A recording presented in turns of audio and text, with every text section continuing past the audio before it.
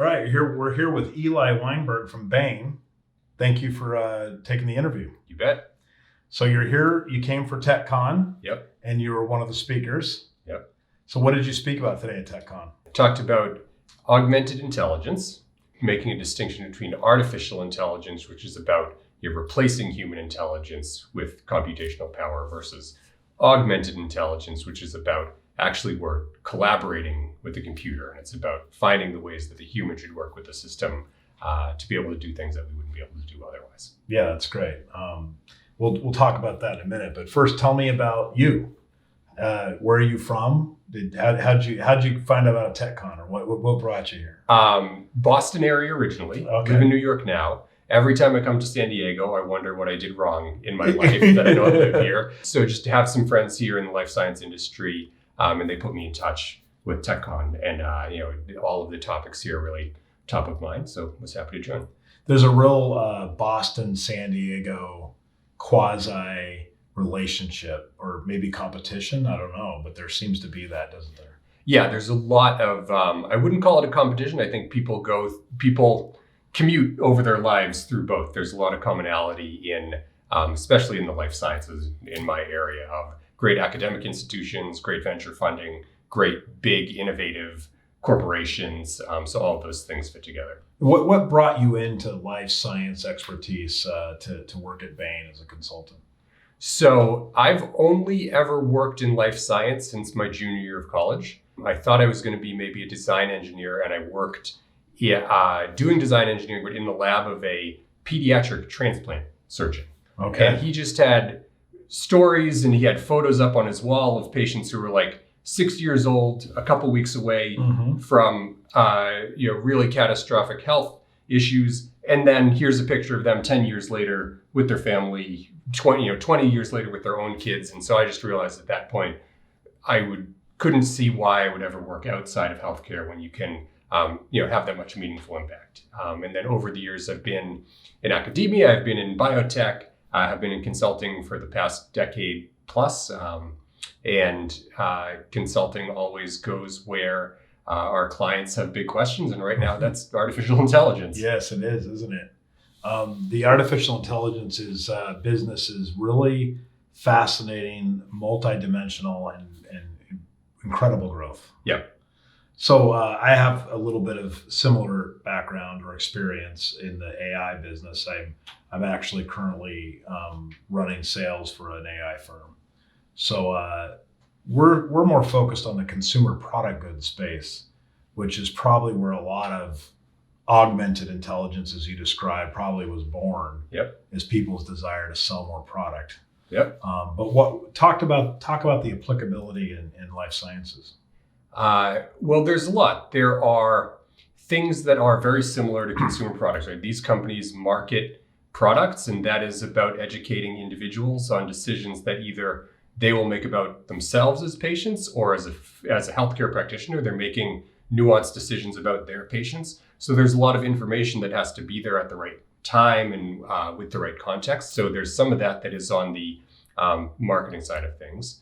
There's a lot that is healthcare companies just operating in a highly regulated space. There's a lot of paperwork. There's a lot of logistics that has to happen. So a lot of that, augmented intelligence systems operate at better performance than humans. And then there's a lot of science. So computational drug discovery and translating targets into medicine, all of those things are great applications. And we're starting to see across all of those applications that are being used in the field. And there's some early evidence that we're improving the probability rate of research, and that we're getting better medicines to patients sooner. So it's really, we're seeing early signs of something big coming.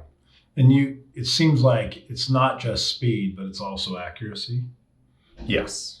So the especially in research and development in pharma, every day matters, but more so than that, if you can change the probability of success, that really changes the whole outlook on productivity. And so if the system can get you a little smarter about which patients to target or which molecule to pick, that's massively valuable. I sponsored a show on genetics several years ago, and the sponsorship package include they had to listen to me speak. Okay. So it was kind of laughable, me speaking to a bunch of genetic scientists. I really had nothing of value to offer.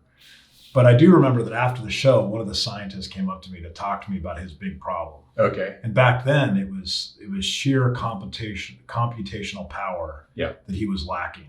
Yeah. See, if he could get to the computational power, then he could get through the resulting data sets faster, and that would improve the likelihood of getting him funded. Yep. That was just a few years ago. Yep. I think his world has completely changed today. Totally changed. So the issue, we've surveyed companies about what are the big factors in getting value out of AI. By far, the number one factor is having the right operating model for the people. The technology generally works. The computational power is available. If anything, companies will give you the computational power for free now. It's all about how does the human workforce get augmented in a way that's productive? How do you manage the change so that people are excited about it? And how do you turn that into, in pharma, new molecules, in new devices, and in the end, better, productivity of your companies? We were worried maybe 18 months ago with generative AI that the big risk was about hallucinations. Mm-hmm. And we can't use these systems in medicine because it's going to hallucinate and it's going to tell us to do the wrong thing. What we've found since then is actually with good prompt engineering, you can control the hallucinations. The problem is not that the systems aren't working well. The problem that we're facing now is the systems work too well.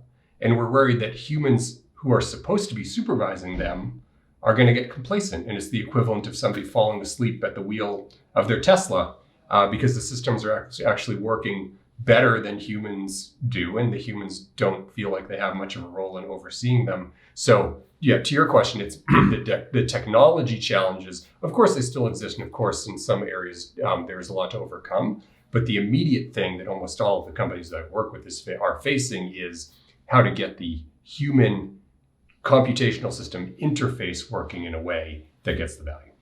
Yeah, I have some experiences. When the large language models started coming out, I dove right in head first and started automating a lot of writing material. And I got stung a few times because I got so complacent that the accuracy of the data being provided to me was pretty good most of the time that I got complacent. Yep. And a couple of times I got stung. I've learned my lesson. Yep. I have to build my own human processing has to still occur. I can't shortcut that. The second I start shortcutting that is when I lose a lot of value in what I'm producing. So I understand that problem, but it's worse in healthcare because you can't have people missing things, especially in the research science. Yeah, I mean, for a lot of activities, we can have one agent check another agent. You can give a confidence score. You can make sure that things are getting escalated. For some things, we are just never going to trust a computer to make the final judgment on a diagnosis or a medical treatment. The systems can provide all the information, but it's a qualified physician in the end who makes the decisions. However, I think that the good news is that a lot of the repetitive, redundant stuff is being very quickly eliminated as a human requirement, which probably means good for healthcare. Do you think it'll drive costs down at some point? 40% of companies that we've surveyed have built positive benefit from AI into their 2024 budgets. So We're halfway through 2024. It's already happening. So you're seeing the cost delta happening right now. In a lot of places, it may not be a reduction. In a lot of places, healthcare companies have escalating costs every year. So if they can flatten out costs, call that a huge win. Okay, so this is offsetting losses that they might be taking. Yeah. That's really fascinating. Do you think that we're going to you alluded to this earlier, and I'd like to get your thoughts on it. Do you think we're going to see more innovation coming faster as a result of AI in being embedded in our research processes? So I think the train is rolling in terms of getting AI out into the workforce. That'll continue to move really quickly. So many big companies are partnered with huge tech players, and they are just joining forces on getting this out there. So the AI applications, yes. And I think then, to your point on genomics, the end game of this is we're going to be able to process data faster. We're going to be able to make the connections on the therapies to the disease better. We're going to be able to run clinical trials faster. So the innovation in medicine will all come along faster. There are things that we will never be able to replace. Two of those, anything physical. So we still need to test medicines in humans. We're still going to run clinical trials, and we still need to manufacture and ship those things. So we're still constrained in terms of some of the core things that healthcare companies do, but everything else around that, there's a ton of opportunity. Yeah, that's great. Fascinating, really, right? Now, do you think we're going to move away from? I mean, I think the innovations you're talking about with AI will always be there, but do you think we're also going to be running into a data problem where gathering, collecting, getting the data to a state that AI can use it is going to lag behind, and it'll become a data problem, not an AI problem at some point? Or maybe it's already there. It sounds like maybe you've run into this. Yeah, for sure.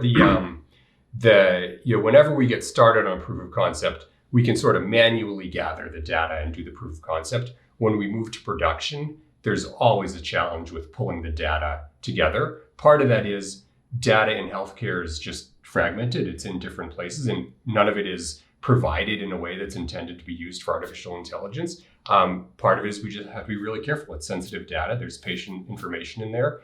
So yes, the data, bringing the data sources together, what we can do with that data. Are we comfortable sending that data to a company like OpenAI, or do we need to, our own system, keep it within our own walls? That's a major component of how we think about scaling artificial intelligence. So really the work effort, the workload is starting to shift to data science more than, does that seem like, it seems like in my view of that world, it seems like it's happening. I would say it's increased the need to think about data governance and data flows and data pipelines. The big thing that has, the big workload that's increased is more on the user experience, user interface. Again, it's the data is great, the tools are great, but the real thinking is how do people use that to do their work differently? How does this change how people's roles and their responsibilities, and what gets them motivated and how they get the work done? So yes, on the data side, and even more so on how does that interface with how people use them.